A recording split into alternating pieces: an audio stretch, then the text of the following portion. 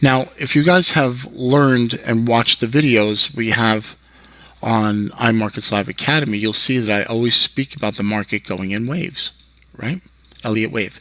Look up the Elliott wave video, all the harmonics, the market geometry. I always talk about Elliott wave, and the market moves in 5 waves. 0, 1, 2, 3, 4, 5, right? Always speak about it in my videos. So here, okay, here, if you look at it, the market went down, completed that 5th wave, shifted back up, and gave the retracement. That's a shift in momentum. That's something you want to buy on the pullback. You risk those down here. You also look at market made new momentum highs, gave the correction. The first time this corrected after the slow line has went above 0. Sets up the buying opportunity. Risk down here. Now, this may be 38, 50, 618. I like to look at that 38 to, or even 50 to 618. I like to look at that zone and put my risk under here.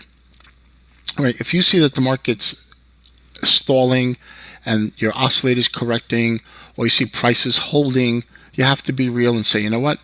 Maybe you'll put a little piece of the trade on. Maybe instead of a 1 minute, you put like 3 or 4 micros, you know?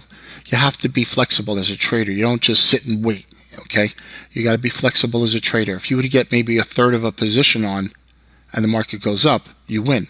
If you get a third of a position, a third, and a third, that's fine also. At least you understand where your zone is to trade and where it should and should not go. You're good. You could be very successful, with trading and putting in and taking off positions. Okay, let's take a look at another one. All right. So I see right here, market shifted from here.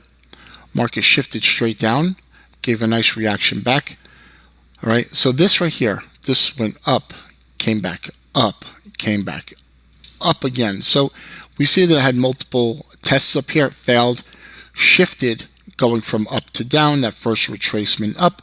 And once again, the first time the oscillator goes above 0 after the slow line went below. And you get that shift in momentum, that retracement. Risk is up here. So let's take a look. Let's take a look. 60 pips. All right, so that falls into the category of what we were just looking at, right?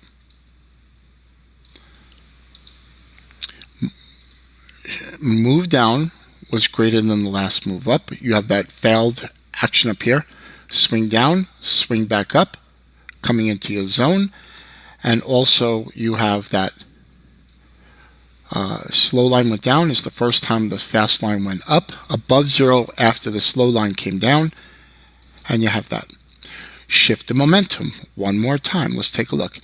Market went down and all of a sudden you had that shift back up and that retracement. Okay? You didn't get the real pullback on the oscillator, and now the market's expanding.